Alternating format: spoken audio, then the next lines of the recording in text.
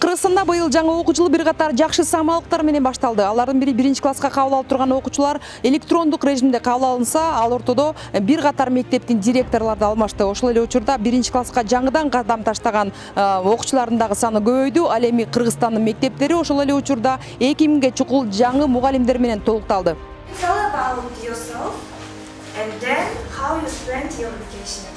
Жогорку окуу жайды аяктаган жылдары бир аз кесиби боюнча иштеп, бирок айлык маянанын аздыгынан башка жумушка өтүп кеткен Кымбат Сыдыкмамбетова кайрадан мектепте иштөөнү чечти. Кызыктуу темаларды түшүндүргөн учурда окуучуларынын айта бериңиз, дагы айтып бериңизчи деп чурулдап суранып атканын көргөндө, эртең мененки бүркөлгөн кабагы чайытта ачыла түшкөн күндөрүн дайым эстеп, Кымбат мугалимдик кесибин башка жумуштарга алмаштыра алган жок. Айтымында окуучуларды өтүп жаткан сабагынга кызыктыра алган учурда ушундай бир канааттануу пайда болот. Унута албай койдум ооба. Мурун 5А5 деген классым бар эле өзүмдүн. Азыр 11 класс болушуптур ал балдарым. Ошол ар бир баламдын атын до сих пор билем да. Ушул мен баламды окуткам депчи азыр көрсөм сүйүнүп, ошо баары бир мектепке тарта берет экен да кесип. Балдарга жакынмын да өзүмчү. Балдар менен иштешким келет. Балдарды кандай десем, берилип кетем да жумушумачы, балдарды аябай сүйөм. Ошон үчүн мен мугалимдик кесипти тандагам. Быйыл жаңы окуу жылында Кымбат сыяктуу өз кесибин кайрадан уланткысы келген жана жаңы гана окуусун аяктап билим берүү уясында иштегиси келген жаш мугалимдердин саны арбыды. Ордо каладагы номер 68 мектеп гимназия окуу тарбия комплексине эле 20дан ашык жаңы мугалим ишке кирди. Көбүнчө табигый илимдер боюнча жетишсиз болуп келген мугалимдердин орду толукталып, мектеп быйыл бир бүтүндүк менен жаңы окуу жылына киришти. Быйылкы окуу жылында 22 жаңы мугалимди кабыл алдык. Анын ичинен 8 жаш мугалим. Негизги предметтерден бизде информатика, биология, география, математика предметтеринен жаңы мугалимдер кабыл алынды. Анан башталгыч класстын мугалимдери да кабыл алынды. Жана сиз мурун ошо бир классты, то есть бир мугалим 2 классты окута турган болсо, ар бир класска бирден мугалимдер бөлүнүп берди. Бардык быйылкы окуу жылында бизде мугалимдерди бардыгы толук комплектленип бүттү. Буюрса жаңы окуу жылында жаңы күч, жаңы дем менен баштайбыз дегенди айта алабыз. Мындай жагдай биринчиден буга чейин мугалимдердин эки жумуштар кылап келген түйшүгүн жеңилдетсе, экинчи жагынан билим сапатынын жакшырышына дагы өбөлгө болот. Ошону менен бирге быйыл айрым класстарга жаңы киргизиле турган диндердин өнүгүү тарыхы жана улуттук нарктуулук боюнча сабактардын өтүлүүсүнө дагы жол ачылат.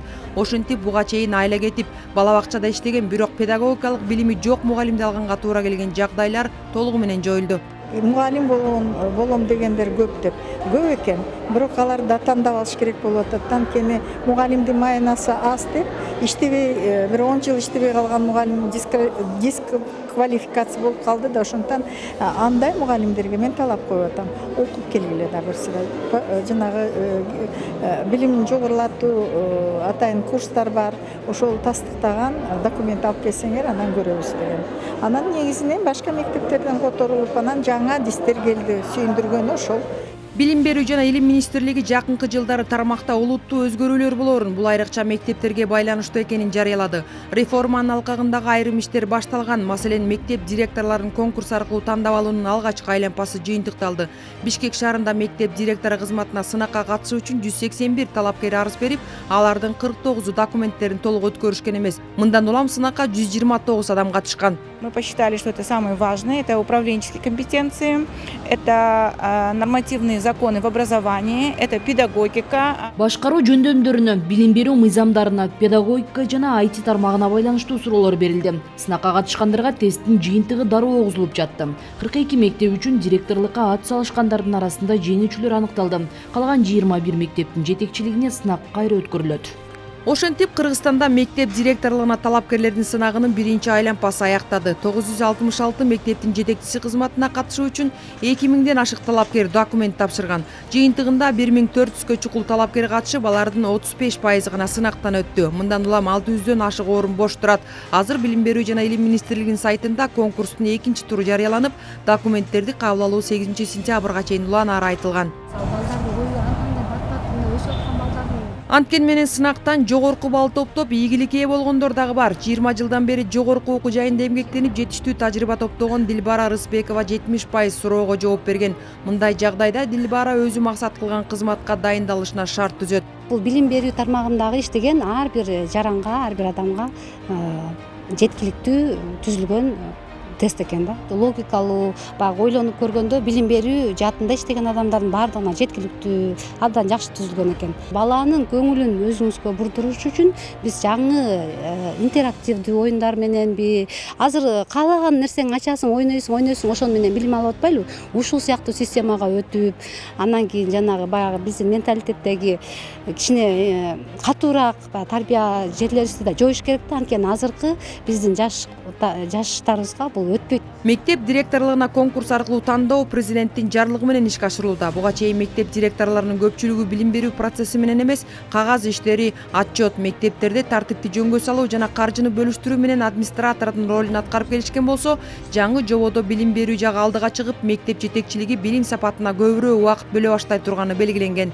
Муну жакшы мындай айтканда белги деп айтыш керек. Анткени мен мурда ошо мектептин директорлорунун ордуна келгендер кандай түрүндө келчү, конкурс болчу элеби, же болбосо аларды комиссия менен өздөрү келчү элеби, же акча берип, пара берип келчү элеби, жемкорлуктун үстүнөнчү.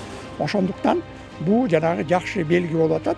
Анткени мен бул жерде адамдын катышуусуз көбүнчө жана блат, орусча айтканда блат жок, тааныштары жок, өз күчү менен же акча бербей директор болуп. Министрлик мектептин жетишкендиги, окуучулардын ийгилиги, окуу процесси, коллектив менен ата-энелердин ортосундагы байланыш билим берүү уюмунун жетекчисинин көз каранды болушу керек деп белгилеп келген. Андыктан директорлорду тандоодо биринчи иретте алардын профессионалдык адистик деңгээлине жана сөзсүз түрдө санариптик жөндөмдөр эске алынды. Бүгүнкү күндө заманбап технологиялар менен мектеп директору ким экенин аныктаса болот. Азыркы мына жаңы башталган өнөктүк директорлорду тандоо бул мектептерге чындыгында күчтүү, креативдүү, ар тараптуу директорлорду тандоо болуп атат. Бул директорлорду тандагандан кийин андан аркы процесс ошол директордун иш планына, азыркы замандын талабына ылайык ой жүгүртүүсүнө жараша андан ары ишке уланат. Эми эң негизгиси директордун биринчи чыгармачылык, педагогикалык деңгээли абдан жогору болуш керек.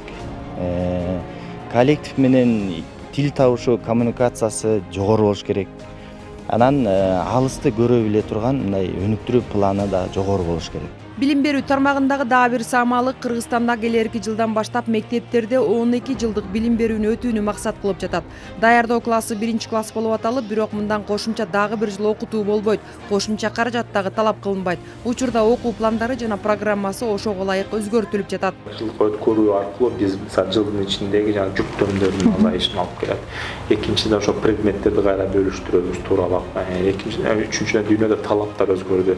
Бүгүн англис тилин, IT сабак мисалы 5-класстан эмес 2-3 класстан баштап окутуш керек болуп атат. Ошо 12 жылдык өтүү менен балким биз 1-2 классты жалаң кыргыз тилинде кылышыбыз мүмкүн. Биринчиден Кыргызстан жаран иденттүүлүгү калыптаныш керек болуп жатат.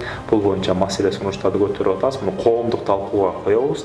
Эгер коомдук талкууда бул мындайча айтканда колдоо таба турган болсо, ушул багытта саясат жүргүзөбүз. Ошентип ушул тапта өлкө бюджетинин көпчүлүк бөлүгү билим берүү тутумуна жумшалууда. Ошол эле учурда тармакта көйгөйлөр дагы жок эмес. Алардын бири окуу куралдардын жетишсиздиги жана сапатына дагы байланыштуу. Жаңы методду киргизип, жаңы окуу китептерди алып, буюрса ошолордун баарын жеткиргенге аракет кылабыз. Мурун болсо китептердин баарын бир жерден алып бир берчүбүз.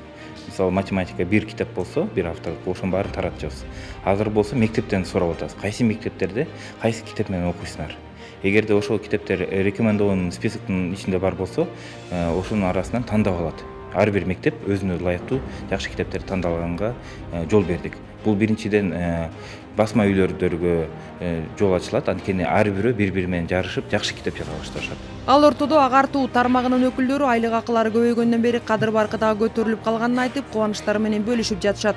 Физика мугалими Жамиля Сыдыкова көп жылдан бери иштегени менен жыл сайын алган акчалары билинбей эле жок болуп кетсе, быйыл эмгек өргүүсүнө чегелген акчасы көп ишке жарап бергенин айтат. 31 жылдык эмгек стажы менен мугалим болуп иштеп атам. Ушуга чейинки алган айлыгым мен 31 саат менен 19 миң алчумун. Азыр 37,5 миң айлык алып атам. Ошол экесе почти 100% айлыгым көтөрүлдү. Отпускнойду да жакшы алдык. Отпускнойубузда жакшы чыгыптыр. 100 миңге чейин алдык. Албетте биз буга абдан кубанычтабыз. Анан азыр менин байкашымда ушул көптөгөн мугалимдер мектепке келип атканын көрүп атам. Келип ошол мугалим болуп иштейбиз дегендер көп болуп атат. Билим берүү тармагында быйыл электрондук мектеп боюнча сыноо долбоору дагы башталганы турат. Долбоор орунун айынан жалпы билим берүү мектептерге бара албай үйдөн билим ала турган балдарга арналган. Былтыркы жылдын жыйынтыгы менен алсак, мындай балдардын саны Кыргызстанда 2000ге жакын деп катталган. Айжан Омолдошова, Бекжан Токтосунов, Ала Тоо 24, Жума Кайрык.